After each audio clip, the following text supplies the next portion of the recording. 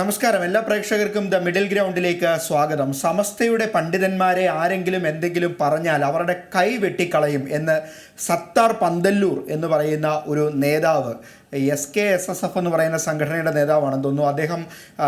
അദ്ദേഹത്തിൻ്റെതായ ഒരു പ്രസ്താവന വന്നിട്ടുണ്ട്. എന്തായാലും ഈ സൂര്യൻ്റെ പ്രഭയുടെ മുമ്പിൽ ചന്ദ്രൻ്റെ പ്രഭ അത്രയ്ക്ക് വരില്ല എന്ന് പറയുന്നത് പോലെ ഈ വലിയൊരു വിമർശനം കഴിഞ്ഞ ദിവസം MD വാസുദേവൻ നായർ നടത്തി. അതുകൊണ്ടാണ് ഞാൻ ആദ്യമേ തന്നെ മറ്റേ കാര്യം പറഞ്ഞത്. അത് വേണ്ടത്ര ചർച്ച ചെയ്തില്ല. കൈ വെട്ടിക്കളയും എന്നുള്ള കാര്യം കേരളം മറന്നേ പോയി. അത്രയ്ക്ക് പ്രകോപനപരമായ ഒരു പ്രസ്താവന നടത്തിയിട്ട് പോലും അതിന് കാര്യമായ വാർത്താ പ്രാധാന്യം ലഭിക്കാത്ത ഒരു ദിവസത്തിലൂടെയാണ് നമ്മൾ പോകുന്നത്. എന്തുകൊണ്ടെന്നാൽ MT വാസുദേവൻ നായർ മലയാളികൾക്ക് ഏറ്റവും പ്രിയപ്പെട്ട, മലയാളികൾ ഏറ്റവും കൂടുതൽ ആദരിക്കുന്ന, മലയാള ഭാഷയ്ക്ക് തൻ്റേതായ സംഭാവന നൽകിയ ജ്ഞാനപീഠ ജേതാവായ MT വാസുദേവൻ നായർ ഇന്നലെ മുഖ്യമന്ത്രി പിണറായി വിജയനെ വേദിയിൽ ഇരുത്തിക്കൊണ്ട് നടത്തിയ ഒരു പരാമർശം, ഈ KLF-ൻ്റെ കേരള ലിറ്ററേച്ചർ ഫെസ്റ്റിവലിൻ്റെ വേദിയിൽ വെച്ച് അദ്ദേഹം പറഞ്ഞ കാര്യങ്ങൾ ഇതിനോടകം തന്നെ പ്രേക്ഷകർ അറിഞ്ഞിട്ടുണ്ട്. അത് എന്താണ് അദ്ദേഹം പറഞ്ഞത് എന്നുള്ളത് അദ്ദേഹത്തിൻ്റെ വാക്കുകളൊന്നും വളച്ചൊടിക്കാതെ തന്നെ ബിനോയ് അത് കൃത്യമായി പ്രേക്ഷകരിലേക്ക് എത്തിക്കും. കാരണം എന്താണെന്ന് വെച്ചാൽ ഇതിനോടകം തന്നെ രണ്ട് തരം ചർച്ചകളായിട്ടുണ്ട്. MD ഉദ്ദേശിച്ചത് പിണറായി വിജയനെയല്ല മോദിയാണെന്ന് പറയുന്നു. BJP-ക്കാരും RSS-കാരും പറയുന്നു MD ഉദ്ദേശിച്ചത് മോദിയല്ല പിണറായിയാണെന്ന് പറയുന്നു. കോൺഗ്രസ്സുകാർ ഉറപ്പിക്കുകയാണ് MD എന്തായാലും കോൺഗ്രസ്സിലെ ആരെയല്ല ഉദ്ദേശിച്ചിരിക്കുന്നത്, ഒന്നുകിൽ പിണറായി വിജയനെ, അതല്ലെങ്കിൽ കോൺഗ്രസ് ഭരണത്തിലല്ലല്ലോ. അതുകൊണ്ട് എന്തായാലും ആ രീതിയിൽ കാര്യങ്ങൾ പോവുകയാണ്. എന്തായാലും ഇന്നത്തെ മിഡിൽ ഗ്രൗണ്ട് ചർച്ച ചെയ്യുന്നത് MD-യുടെ ഈ പരാമർശമാണ്. അതിൽ ഇതിനോടകം തന്നെ ഞാൻ മുമ്പ് സൂചിപ്പിച്ചതുപോലെ രണ്ട് ചേരികളായി ആളുകൾ മാറി എന്ന് മാത്രമല്ല, ഒരു വലിയ വിവാദ പരാമർശം, കൈവെട്ടിക്കളയും എന്ന് പറയുന്ന ഒരു മുസ്ലിം നേതാവിൻ്റെ വിവാദ പരാമർശം ഇതിനോടകം തന്നെ കേരളം ഏതാണ്ട് മറന്നും കഴിഞ്ഞു MD-യുടെ ഈ വലിയ വിമർശനത്തെ തുടർന്ന്. അതെന്തായാലും അക്കണക്കിന് നന്നായി തോന്നുന്നു. അതെ. എനിക്ക് വളരെ വലിയൊരു സന്തോഷം തോന്നുന്നത്, അതായത് കുറേ നാളുകൾക്ക് ശേഷം ഒരു എഴുത്തുകാരൻ്റെ ഒരു പ്രസ്താവന കേരളമാകെ ചർച്ച ചെയ്യുന്നുള്ളതാണ്. നേരത്തെ പറഞ്ഞ പോലെ ഒരു വെറും എഴുത്തുകാരനല്ല, മലയാളത്തിൻ്റെ സാഹിത്യ ലോകത്തെ അല്ലെങ്കിൽ സിനിമയെ, ഈ രണ്ട് കാര്യങ്ങളെ, അത് പിന്നെ പറഞ്ഞ പോലെ കഴിഞ്ഞുപോയ എത്രയോ തലമുറകളെ അത്രമേൽ സ്വാധീനിച്ച ഒരു എഴുത്തുകാരൻ. ആ മനുഷ്യൻ്റെ വായിൽ നിന്ന് വരുന്നതിനൊക്കെ വാല്യൂ ഉണ്ട്. അതിപ്പോഴും അദ്ദേഹം തെളിയിക്കുകയാണ്. ഇപ്പോഴും മലയാളത്തിലെ ഏറ്റവും വിലപിടിച്ച സിനിമാ തിരക്കഥാകൃത്ത് MD തന്നെയാണ്. അദ്ദേഹത്തിൻ്റെ ഈ പ്രായത്തിലും, അവധിയൊക്കെ കഴിഞ്ഞിട്ടിരിക്കുകയാണ്, ഈ പ്രായത്തിലും അദ്ദേഹം തന്നെയാണ് ഏറ്റവും വിലപിടിച്ച തിരക്കഥാകൃത്ത്. കാരണം അദ്ദേഹം എഴുതി വെക്കുന്ന സാധനം അതിനത്രത്തോളം മൂല്യമുണ്ട്. നമ്മൾ എത്രയോ കാലമായിട്ട് കാണുകയാണ് MD. അദ്ദേഹത്തിൻ്റെ രചനകൾ വായിക്കാത്ത മലയാളി ഉണ്ടോ എന്ന് എനിക്ക് സംശയമാണ്. അങ്ങനെ ഉണ്ടെങ്കിൽ അവരെ കുറിച്ച് തന്നെ ഒന്ന് പരിശോധിക്കുക. അതുകൊണ്ട് തന്നെയാണ് ഈ പറഞ്ഞ ലിറ്ററേച്ചർ ഫെസ്റ്റിവലിൽ MD വന്ന് സംസാരിക്കുമ്പോൾ അദ്ദേഹത്തിൻ്റെ വാക്കുകൾ എന്ത് എന്ന് കേൾക്കാൻ കേരളം കാതോർക്കുന്നത്. പ്രത്യേകിച്ചും മുഖ്യമന്ത്രി കൂടെ ഇരുന്ന ഒരു സദസ്സിൽ അദ്ദേഹം നടത്തിയ ഒരു പരാമർശം, അദ്ദേഹത്തിൻ്റെ ഒരു അഭിപ്രായമാണ്, എഴുതി വായിക്കുകയാണ് ചെയ്തത്. ഈ സാധാരണഗതിയിൽ ചിലപ്പോൾ ചില മനുഷ്യർ പ്രസംഗ വേദിയിൽ വന്നെന്തെങ്കിലുമൊക്കെ പറയാറുണ്ട്. അതല്ല, അദ്ദേഹം എഴുതി തയ്യാറാക്കി വളരെ കൃത്യമായി എന്താണോ പറയാനുള്ളത് അത് രേഖപ്പെടുത്തി കൊണ്ടുവന്നിട്ട് അങ്ങോട്ടും ഇങ്ങോട്ടും സംശയമില്ലാത്ത രീതിയിൽ പ്രഖ്യാപിക്കുകയാണ് ചെയ്തത്. എന്തായാലും അതിൻ്റെ പ്രസക്ത ഭാഗങ്ങൾ ഞാനൊന്ന് വായിക്കാം. 1957 ബാലറ്റ് പെട്ടിയിലൂടെ കേരളത്തിൽ കമ്മ്യൂണിസ്റ്റ് പാർട്ടി അധികാരത്തിൽ വന്നു. അതോടെ ലക്ഷ്യം നേടി എന്ന അലംഭാവത്തിൽ എത്തിപ്പെട്ടവരുണ്ടാവാം. അതൊരു ആരംഭമാണെന്നും ജാഥ നയിച്ചും മൈതാനങ്ങളിൽ ഇരമ്പിക്കൂടിയും വോട്ടുപെട്ടികൾ നിറച്ചും സഹായിച്ച ആൾക്കൂട്ടത്തെ ഉത്തരവാദിത്തമുള്ള ഒരു സമൂഹമാക്കി മാറ്റിയെടുക്കാനുള്ള ഒരു മഹാപ്രസ്ഥാനത്തിൻ്റെ തുടക്കം മാത്രമാണ് അധികാരത്തിൻ്റെ അവസരം എന്നും വിശ്വസിച്ചതുകൊണ്ടാണ് EMS സമാരാധ്യനാകുന്നത്, മഹാനായ നേതാവാകുന്നത്. ഇവിടെയാണ് ഈ പറഞ്ഞതുപോലെ പ്രതിപക്ഷം അല്ലെങ്കിൽ ഇത് പറഞ്ഞത് മുഖ്യമന്ത്രിയെയാണ്, അല്ലെങ്കിൽ CPM നേതാവിനെയാണ്, പിണറായി വിജയനെയാണ് എന്ന് കൃത്യമായി ഉദ്ദേശിക്കുന്നത്, അല്ലേ? അതല്ലേ ബിനോയ് പറയാൻ വരുന്നത്? തീർച്ചയായും നമുക്കിത് സംബന്ധിച്ച് VD സതീശൻ അത് കൃത്യമായി ഉറപ്പിക്കുന്നുണ്ട്. VD സതീശൻ യാതൊരു സംശയവുമില്ലാതെ ഇത് പിണറായി വിജയനെ തന്നെയാണ് MD ഉദ്ദേശിക്കുന്നത് എന്ന് പറയുന്നത് ഈ ഒരൊറ്റ കാരണം കൊണ്ടാണ്. നമുക്ക് അദ്ദേഹത്തിൻ്റെ വാക്കുകൾ തന്നെ കേട്ടിട്ട് അടുത്ത ചർച്ചയിലേക്ക് വരാം. VD സതീശൻ്റെ പ്രതികരണത്തിലേക്ക്. മൂർച്ചയേറിയ വാക്കുകൾ ഒരു കാരണവശാലും ബധിരകർണങ്ങളിൽ പതിക്കരുതെന്നാണ് എൻ്റെ വിനയപൂർവമായ അഭ്യർത്ഥന. കാരണം കാലത്തിൻ്റെ ചുവരെഴുത്താണ് അദ്ദേഹം വായിച്ചത്. ഈ കാലം ആവശ്യപ്പെടുന്ന കാര്യമാണ് അദ്ദേഹം പറഞ്ഞത്. ഇപ്പോൾ നിഷ്പക്ഷത നടിച്ചു നടന്ന് സർക്കാരിനെ താങ്ങി നിർത്തുന്ന ബുദ്ധിജീവികളും സാംസ്കാരിക പ്രവർത്തകരും ചില മാധ്യമ പ്രവർത്തകരും അതുപോലെ നിഷ്പക്ഷരാണ് എന്ന് കരുതി വന്ന് സമൂഹ മാധ്യമങ്ങളിലൂടെ സർക്കാരിന് സ്തുതിഗീതം പാടുന്നവരും ഒക്കെ MTയുടെ വാക്കുകൾ ശ്രദ്ധയോടുകൂടി കേൾക്കണം എന്നാണ് എൻ്റെ വിനയപൂർവ്വമായ അഭ്യർത്ഥന. വളരെ വ്യക്തതയോടുകൂടിയാണല്ലോ അദ്ദേഹം പറഞ്ഞത്. അദ്ദേഹം പണ്ഡിറ്റ് നെഹ്റുവിനെ താരതമ്യപ്പെടുത്തിക്കൊണ്ട് രാജ്യത്തെ പൊളിറ്റിക്സ് അല്ല അദ്ദേഹം വിശദീകരിച്ചത്. അദ്ദേഹം EMSനെ താരതമ്യപ്പെടുത്തിക്കൊണ്ടാണ് പറഞ്ഞത്. വ്യക്തിപൂജയെക്കുറിച്ചാണ് അദ്ദേഹം പറഞ്ഞത്. വ്യക്തിപൂജയെക്കുറിച്ചാണ്. അധികാരം എങ്ങനെ മനുഷ്യനെ ആധിപത്യം സ്ഥാപിക്കാൻ വേണ്ടി ശ്രമിക്കുന്നു, പ്രേരിപ്പിക്കുന്നു എന്നതിനെക്കുറിച്ചാണ് അദ്ദേഹം പോകുന്നത്. എന്തായാലും വളരെ കൃത്യമായി പറയുകയാണ് സതീശൻ. അദ്ദേഹം പറഞ്ഞത് പണ്ഡിറ്റ് നെഹ്റുവിനെ കുറിച്ചല്ല, EMSനെ താരതമ്യപ്പെടുത്തിയാണ് പറഞ്ഞത്. ഒരുപക്ഷെ MD വാസുദേവൻ നായർ പറഞ്ഞതുകൊണ്ടായിരിക്കണം അത്ര മൂർച്ചയേറിയ വാക്കുകൾ സതീശൻ സാധാരണ എങ്ങനെയൊന്നും പറയുന്നത്, ബധിരകർണങ്ങളിൽ പതിക്കരുത് എന്ന് പറഞ്ഞിട്ട് MD ഒരു സാഹിത്യകാരനാണല്ലോ, അപ്പോൾ അതിൽ പ്രതികരണം നടത്തുമ്പോൾ അത്ര പക്വമായി നടത്തണമെന്നുള്ളൊരു തയ്യാറെടുപ്പോടു കൂടി തന്നെയാണെന്ന് തോന്നുന്നു സതീശൻ ഈ വാക്കുകൾ പറഞ്ഞിട്ടുള്ളത്, അല്ലേ? തീർച്ചയായിട്ടും. ഇവിടെ പിണറായി വിജയൻ ആണ് ഉദ്ദേശിക്കപ്പെട്ടത്, ഇന്ത്യയിൽ ഉദ്ദേശിക്കപ്പെട്ടത് എന്ന ഒരു വിഭാഗം പറയുമ്പോൾ, അല്ലെങ്കിൽ പിണറായി വിമർശകർ പറയുമ്പോൾ, ഇതൊക്കെ കഴിഞ്ഞ കാലങ്ങളിലൊക്കെ അദ്ദേഹത്തിൽ നിന്ന് ഉണ്ടായ പ്രവൃത്തികൾ അനുഭവിച്ചവരും കണ്ടവരും വിമർശിച്ചവരും ഒക്കെ MD ഒരു അഭിപ്രായം പറഞ്ഞപ്പം പോയിന്റ് ചെയ്യാനൊരു സംഗതി കിട്ടി, അങ്ങോട്ട് ചൂണ്ടാൻ MD വരെ പറഞ്ഞിരിക്കുന്നു എന്ന നിലയ്ക്ക് ഇത് പറയുന്നുണ്ട്. ശരിയാണ്, EMSനെ ഉദാഹരിച്ചുകൊണ്ടാണ്, അല്ലെങ്കിൽ ഒരു താരതമ്യത്തിന് EMS ഈ പറഞ്ഞ പോലെ 57 ബാലറ്റിലൂടെ ഒരു സർക്കാർ അധികാരത്തിൽ വന്നപ്പം ഒരാൾക്കൂട്ടത്തെ മൈതാനങ്ങളിൽ തടിച്ചുകൂടിയ ഒരാൾക്കൂട്ടത്തെ വോട്ട് ചെയ്ത് പെട്ടിയിലാക്കി ജയിപ്പിച്ചവരെ ഉത്തരവാദിത്തമുള്ളൊരു സമൂഹമാക്കി മാറ്റാനുള്ള ശ്രമത്തിന്റെ തുടക്കം എന്ന നിലയ്ക്കാണ് അദ്ദേഹം അതിനെ കണ്ടത് എന്നാണ് MT പറയുന്നത്. ഇപ്പോൾ പറഞ്ഞ് മനസ്സിലാക്കി വരുന്നത് കുറച്ചും കൂടെ താഴോട്ട് വരുമ്പോൾ നമുക്ക് അതിനകത്ത് കുറച്ചും കൂടെ വിശദീകരിക്കാൻ പറ്റും എന്ന് തോന്നുന്നു. അധികാര വികേന്ദ്രീകരണത്തിലൂടെ സമൂഹത്തിൻ്റെ പങ്കാളിത്തത്തെപ്പറ്റി ചിന്തിക്കുമ്പോഴും അദ്ദേഹത്തിന് കേരളത്തെപ്പറ്റി, മലയാളിയുടെ മാതൃഭൂമിയെപ്പറ്റി സമഗ്രമായ ഉത്കണ്ഠയുണ്ടായിരുന്നു. ഭാഷ, സാഹിത്യം, സംസ്കാരം എന്നിവയെപ്പറ്റി നിരന്തരം ചിന്തിച്ചുകൊണ്ടിരുന്നു.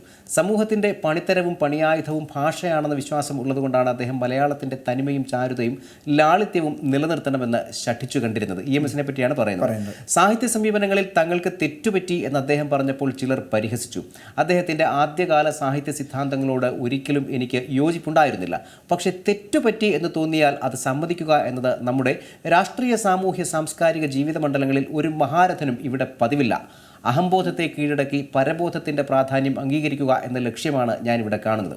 എതിരഭിപ്രായക്കാരെ നേരിടാൻ പറ്റിയ വാദമുഖങ്ങൾ തിരയുന്നതിനിടയ്ക്ക് സ്വന്തം വീക്ഷണം രൂപപ്പെടുത്താനുള്ള തുടക്കമിടാൻ കഴിഞ്ഞു എന്ന് EMS പറയുമ്പോൾ ഞാൻ അത്ഭുതപ്പെടുന്നു. രൂപപ്പെടുത്തി എന്നല്ല പറയുന്നത്, രൂപപ്പെടുത്താനുള്ള തുടക്കമിടുന്നു എന്നാണ്. EMSന് ഒരിക്കലും അന്വേഷണം അവസാനിക്കുന്നില്ല. അതായത് 1957 തൊട്ടിങ്ങോട്ട് ഈ പറഞ്ഞ സമൂഹത്തെ രൂപപ്പെടുത്തൽ, അത് സമൂഹത്തെ രൂപപ്പെടുത്തൽ എന്ന് പറയുമ്പോൾ ഒരു പൊളിറ്റിക്കൽ പാർട്ടി എന്നുള്ള നിലയ്ക്ക് പാർട്ടി രൂപപ്പെടുത്തൽ കൂടെയാണ്. ജനതയെ രൂപപ്പെടുത്തലും പൊളിറ്റിക്കൽ പാർട്ടി രൂപപ്പെടുത്തലാണ്. കാര്യം ഒരു പാർട്ടി അല്ല ഉള്ളത്, ചുറ്റുപാടും പാർട്ടികളുണ്ട്. ഭരിക്കുന്ന പാർട്ടി ഒരു മാതൃകയാകണം, ഭരിക്കുന്ന ആളൊരു മാതൃകയാകണം. തെറ്റ് തിരുത്താൻ, അത് തെറ്റ് ആരും സമ്മതിച്ച് കാണുന്നില്ല എന്നൊരു പരാമർശം കൂടെ MT നടത്തുന്നുണ്ട്. അതാണ് ഒരു പ്രധാനപ്പെട്ട കാര്യം. മറ്റൊന്ന്, ഇത് ഈ രൂപപ്പെടുത്തലിൻ്റെ തുടക്കമാണ് എന്ന് EMS പറയുന്നു എന്നുള്ളതാണ് MT ചൂണ്ടിക്കാണിക്കുന്നത്. അതായത് അന്ന് ശരിക്കും തുടക്കം തന്നെയാണ്. കാര്യം ഇവിടെ ഒരു ജനാധിപത്യ ബാലറ്റിലൂടെ ഒരു ജനാധിപത്യ സർക്കാർ ഉണ്ടാവുന്നേ ഉള്ളൂ. അവിടെ നിന്നെല്ലാം തുടങ്ങണം. ഇന്ത്യയും തുടക്കത്തിൽ തന്നെയാണ്. ഇന്ത്യ ഒരു 10 വർഷം പിന്നിലേക്ക് അതിനു മുമ്പ് കുറെ പ്രവിശ്യകളോ നാട്ടുരാജ്യങ്ങളോ ഒക്കെ ആയിരുന്നു. അപ്പൊ ഇതിന്റെ എല്ലാം രൂപപ്പെടുത്തലുകളുണ്ട്. ഇതിനൊക്കെ തുടക്കമിടുന്നു. ഇത്തരം ഒരു സൊസൈറ്റി, ഒരു ജനതയെ രൂപപ്പെടുത്തുന്നതിന്റെ തുടക്കം. പക്ഷെ ഇവിടെ ഇപ്പോൾ വിമർശനത്തിന് പിണറായി വിജയനെ വിധേയമാക്കുമ്പോൾ പലപ്പോഴും നമുക്ക് തോന്നുന്ന ഒരു കാര്യം, ഒരു തുടർഭരണത്തിൽ നിൽക്കുന്ന ഒരു സർക്കാർ എന്നുള്ള നിലയ്ക്ക്, അതിനെ തുടർച്ചയായി നയിച്ചുകൊണ്ടിരിക്കുന്ന ഒരു നേതാവ് എന്നുള്ള നിലയ്ക്ക് നമ്മൾ പെർഫെക്റ്റ് ആണ് എന്നൊരു പ്രതീതി ജനിപ്പിക്കാൻ പിണറായി വിജയനോ അല്ലെങ്കിൽ അദ്ദേഹത്തിന്റെ പാർട്ടി പരിവാരങ്ങളോ സൈബർ സംഘങ്ങളോ അദ്ദേഹത്തിന്റെ അണികളോ ഒക്കെ ശ്രമിക്കുന്നില്ല എന്ന് നമുക്ക് പറയാൻ പറ്റില്ല. അതുകൊണ്ടാണ് ഇവിടെ പ്രസക്തമാകുന്നത്. ഇത് പിണറായി വിജയനിലേക്ക് തന്നെ നേരത്തെ സതീശൻ പറഞ്ഞ പോലെ ചൂണ്ടുന്ന പലകയാവുന്നതും അവിടെയാണ്. ഞങ്ങളെല്ലാം തികഞ്ഞവരാണ് എന്ന് പറയാനാണ് ഈ സർക്കാർ അല്ലെങ്കിൽ ഇതിനെ നയിക്കുന്ന പിണറായി വിജയനെ പോലുള്ള നേതാക്കൾ ശ്രമിക്കുന്നത് എന്നൊരു ആക്ഷേപം ഉണ്ടല്ലോ ഇവിടെ. അവിടെയാണ് EMS പറയുന്ന രൂപപ്പെടുത്തലിന്റെ തുടക്കമാണ് എന്ന വാചകത്തിൽ MT ഊന്നുന്നത്. ഇത് വീണ്ടും പിണറായി വിജയനിലേക്ക് ചൂണ്ടുകയാണ്. ഇനി പിണറായി വിജയനിലേക്ക് മാത്രമല്ല ഇത് ചൂണ്ടുന്നതെന്നുള്ള കാര്യം നമുക്ക് അവസാനം പറയാം. അല്ല, എനിക്ക് തോന്നുന്നു 2 തവണയും അധികാരത്തിൽ വന്നു, ഒരു തുടർഭരണം വരുന്നു, അതും ആദ്യമായി വരുന്നു. അതുകൊണ്ട് തന്നെ 2 തവണയും നമ്മൾ ഇങ്ങനെ വലിയ ഭൂരിപക്ഷത്തിൽ ജയിച്ചു വരുമ്പോൾ കിട്ടുന്ന ഒരു ആത്മവിശ്വാസം ഉണ്ടല്ലോ.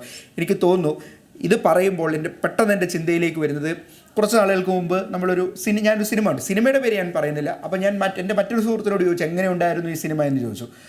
അദ്ദേഹം പറഞ്ഞു സിനിമ കൊള്ളാം, പക്ഷേ എന്താ പ്രശ്നമെന്ന് ചോദിച്ചാൽ ഇതിൻ്റെ ആദ്യത്തെ ഭാഗത്ത് ഭയങ്കര ഹൈപ്പായിരുന്നു, നല്ല ടെമ്പറിലാണ് അവർ അതങ്ങോട്ട് കൊണ്ടുവന്നത്. എന്നിട്ട് ഇൻ്റർവെല്ലിൻ്റെ അവിടെ നിർത്തി, എന്നിട്ട് രണ്ടാമത്തെ ഭാഗം തുടങ്ങുന്നത്. രണ്ടാമത്തെ ഭാഗമായപ്പോൾ ആ സിനിമയുടെ കാര്യങ്ങളെ പോയി.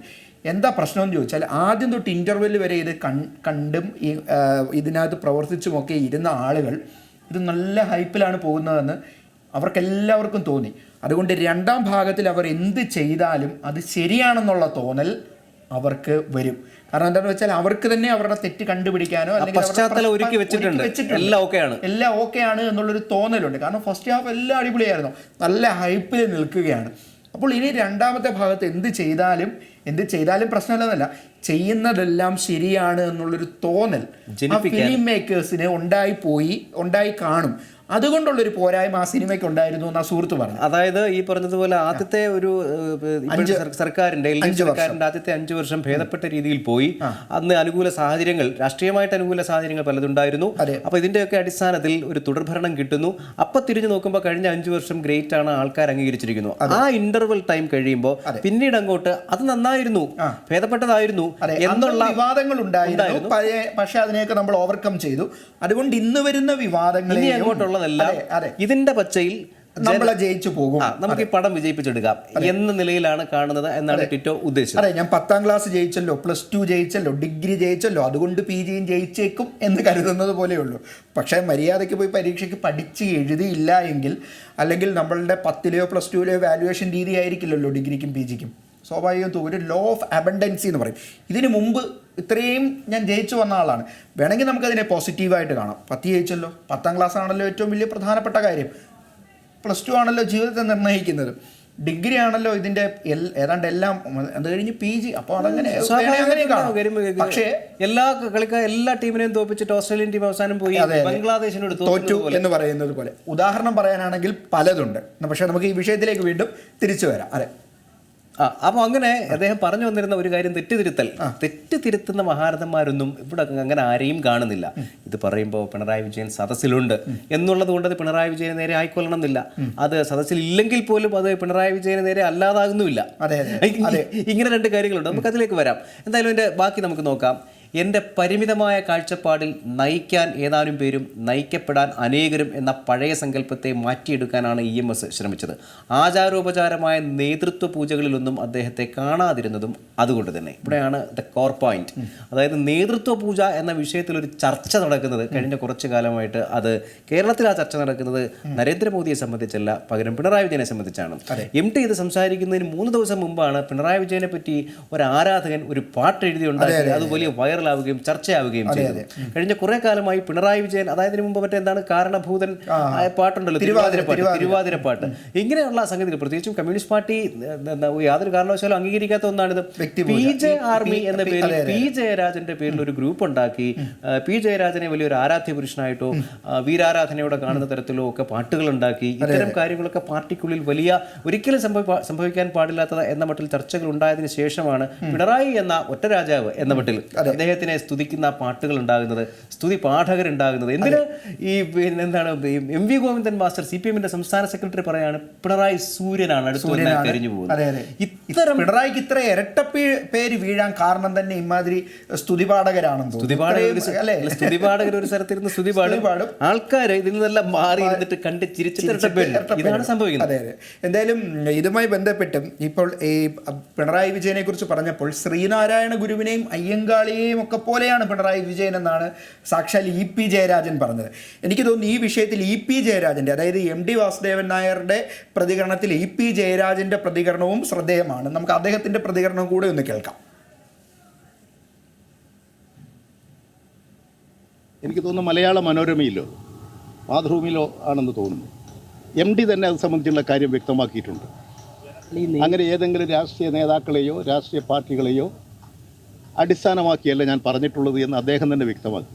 എന്തിനാണ് അദ്ദേഹത്തെ പോലെ സാംസ്കാരിക രംഗത്തെ, സാഹിത്യ രംഗത്തെ ഒരു വലിയ വയോവൃദ്ധനായിട്ടുള്ള ഒരു വലിയ നേതാവ്, എന്തിനാ അദ്ദേഹത്തെയൊക്കെ വീണ്ടും വീണ്ടും വിവാദത്തിലേക്ക് വലിച്ചിഴച്ച് വേണ്ടാത്ത വിവാദമുണ്ടാക്കുന്നത്? ഞാൻ അദ്ദേഹത്തിൻ്റെ പ്രസംഗം കേട്ടതാണ്. പ്രസംഗം കേട്ടതെന്ന് പറഞ്ഞാൽ ഞാൻ ഈ ചാനലിൽ കേട്ടതാണ്. മുഴുവനായിട്ട് തന്നെ ഞാൻ കേട്ടു. എന്നോട് ഇന്നലെ കോഴിക്കോട് വെച്ച് നിങ്ങളുടെ പത്രക്കാരൊക്കെ ചോദിച്ചു. ഞാൻ അവരോട് പറഞ്ഞു, പ്രധാനപ്പെട്ട പത്രങ്ങളെല്ലാം ആ വാർത്ത കൊടുത്തിട്ടുണ്ട്. ഞാനന്ന് കോഴിക്കോട് തന്നെ പറഞ്ഞിട്ടുണ്ട്, എനിക്ക് കേട്ടപ്പോൾ അത് കേന്ദ്ര ഗവൺമെൻറ്റിനെതിരായിട്ടുള്ള വിമർശനമായിട്ടാണ് തോന്നിയത്. ഫാസിസ്റ്റ് ഭീകരതയും ജനാധിപത്യ നിഷേധവും പാർലമെൻ്ററി സമ്പ്രദായത്തിന് നേരെയുള്ള ആക്രമണവും RSS സംഘപരിവാറിൻ്റെ ഫാസിസ്റ്റ് നീക്കങ്ങളുടെ നടപടികളെയുമായിട്ടാണ് എനിക്ക് തോന്നിയത്. ശ്രീനാരായണ ഗുരുദേവനെ പോലെയും അയ്യങ്കാളിയെയും പോലെയുമാണ് പിണറായി വിജയൻ എന്ന് പറയുന്ന EP ജയരാജന് യാതൊരു സംശയവുമില്ല. MD വാസുദേവൻ നായർ പറഞ്ഞിരിക്കുന്നത് കേന്ദ്രത്തിനെതിരെയാണ്, അതായത് മോദിക്കെതിരെയാണ് എന്നുള്ള കാര്യത്തിൽ തെല്ലും സംശയത്തിന് വകയില്ല EP ജയരാജന് എന്ന് അദ്ദേഹം വളരെ വ്യക്തമാക്കിയാണ്. നിങ്ങൾ എന്തിനാണ് ഇതൊക്കെ വിവാദമാക്കുന്നത്? രണ്ട് പത്രത്തിൻ്റെയൊക്കെ പേര് പറഞ്ഞിട്ടാണ് പറയുന്നത്. പക്ഷേ ദേശാഭിമാനിയുടെ ഒരു കാർഡ് ഞാനിന്ന് കണ്ടിരുന്നു, MD അങ്ങനെയല്ല ഉദ്ദേശിച്ചത് എന്ന് പറഞ്ഞൊരു കാർഡൊക്കെ ഞാൻ ദേശാഭിമാനിയുടേതായിട്ട് കണ്ടിരുന്നു. അതുമാത്രമല്ല, പക്ഷേ ഇവിടെ ചർച്ച ചെയ്യേണ്ട വേറൊരു കാര്യം കൂടി ഉണ്ട്. നേരത്തെ ബിനോയ് സൂചിപ്പിച്ചതേ ഉള്ളൂ, വ്യക്തിപൂജ അനുവദിക്കാത്ത ഒരു പാർട്ടിയാണ് കമ്മ്യൂണിസ്റ്റ് പാർട്ടി. പക്ഷേ ഇപ്പോൾ അദ്ദേഹം പറയുന്നതനുസരിച്ചാണെങ്കിൽ മോദിക്കെതിരെ ആണ് അദ്ദേഹം പറഞ്ഞത്, പറയാം. പക്ഷേ അങ്ങനെ പറയുമ്പോൾ തന്നെ വ്യക്തിപൂജയ്ക്ക് ഒരു തരത്തിലുള്ള വിലക്കെന്തെങ്കിലും ഉണ്ടോ BJPയിൽ എന്ന് എനിക്ക് തോന്നുന്നില്ല. BJPയിൽ അങ്ങനെ, കാരണം അവർ തന്നെ പറയുന്നുണ്ട് ഞങ്ങളുടെ നേതാവ് മോദിയാണ്. അത് മാത്രമേ പറയൂ. ഇവിടെ പഞ്ചായത്ത് തെരഞ്ഞെടുപ്പിൽ ഏതെങ്കിലും ഒരു കൊച്ചു പഞ്ചായത്തിൽ ഒരു വാർഡിൽ BJP ജയിച്ചാലും പറയും ഇത് മോദിക്കുള്ള പിന്തുണയാണ്. അതെ, മോദിക്കുള്ള പിന്തുണയാണ്. അതങ്ങനെയാണ്, അങ്ങനെ പറയണം എന്നാണ് പഠിപ്പിച്ചു വെച്ചിരിക്കുന്നത്. തന്നെയല്ല, അവരെപ്പോഴും ഉയർത്തിക്കാട്ടുന്ന നേതാവും നരേന്ദ്രമോദിയെ തന്നെയാണ്.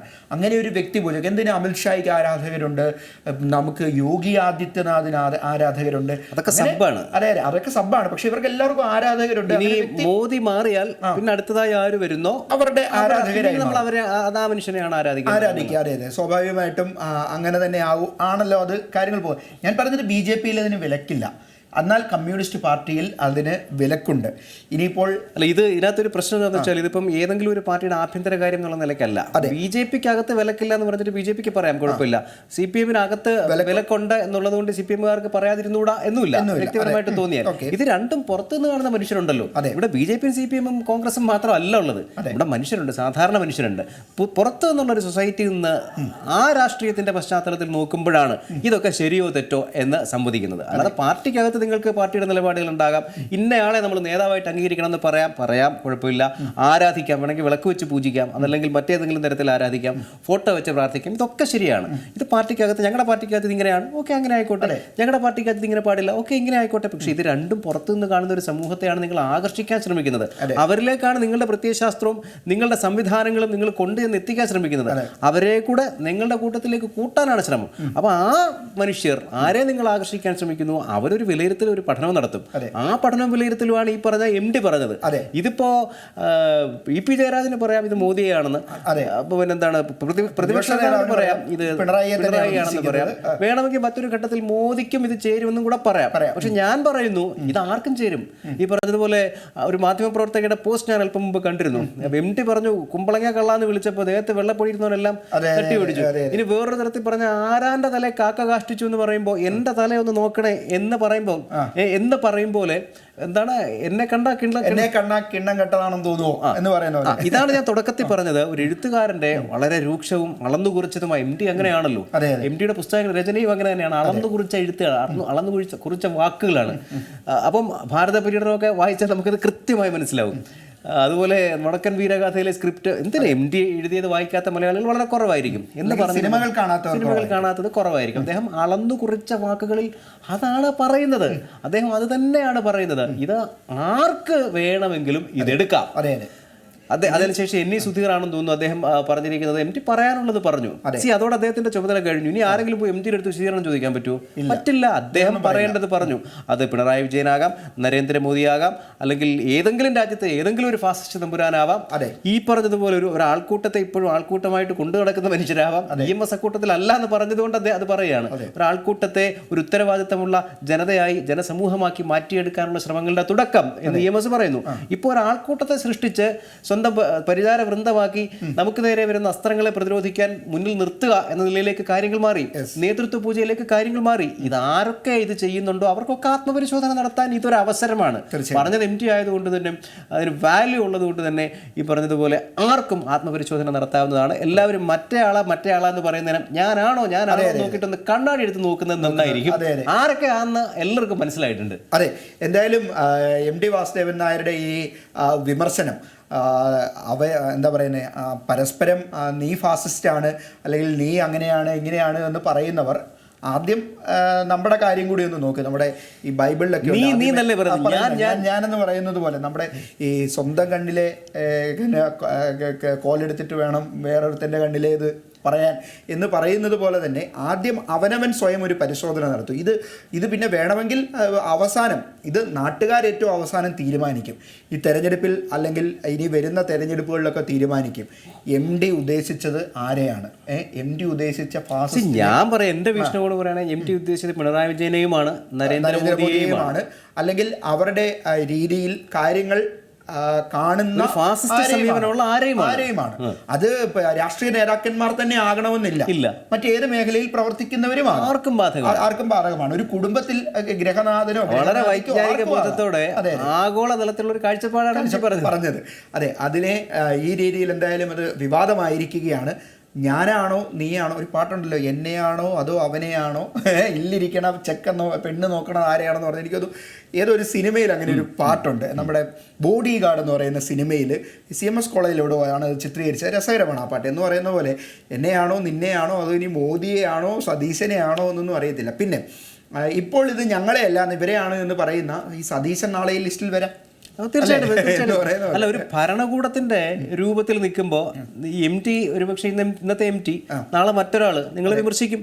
അപ്പോൾ ആത്മപരിശോധന നടത്താൻ നിങ്ങൾ തയ്യാറായാൽ മതി. അതെ, എന്തായാലും MT വാസുദേവൻ നായരുടെ ഈ വിമർശനം ഞാൻ ആദ്യം സൂചിപ്പിച്ചതുപോലെ തന്നെ കൈവെട്ടിക്കളയും എന്നുള്ള ഒരു പരാമർശം നടത്തിയ ഈ സത്താർ പന്തല്ലൂരിന് ഒരു പരിധിവരെ ഒരു സംരക്ഷണം എന്ന് പറയുന്നത് MT അങ്ങനെ പറഞ്ഞു എന്നതുകൊണ്ട് അറിഞ്ഞുകൊണ്ട് പറഞ്ഞു അയാൾക്ക് സംരക്ഷണം ഒരുക്കുക എന്നുള്ളതിലല്ല ഉദ്ദേശിക്കുന്നത്. MTയുടെ ഈ ഇത് വന്നതുകൊണ്ട് മറ്റേതിന് കാര്യമായ ഒരു പ്രൊമോഷൻ കിട്ടാതെ പോയി. ഇനി അദ്ദേഹം വേറെ എന്തെങ്കിലും ഒരു കണക്കിന് പറഞ്ഞ പോലെ ഹമാസ് കയറി ഇസ്രായേലിനെ അടിച്ച് എന്താണ് കിട്ടിയോ ഇല്ല ചോദിച്ചു വാങ്ങി എന്ന് പറയും പോലെ മറ്റൊരെണ്ണത്തിന് തുടക്കം വിടാനുള്ള ഈ പറഞ്ഞതുപോലെ ഒരു അങ്ങോട്ടൊരു അഭിപ്രായം പറയുന്നു, പിന്നെ ബാക്കിയുള്ളവരെല്ലാം കൂടി ഇങ്ങോട്ട് ആക്രമിക്കുന്നു എന്ന മട്ടിൽ അത് പോയനെ.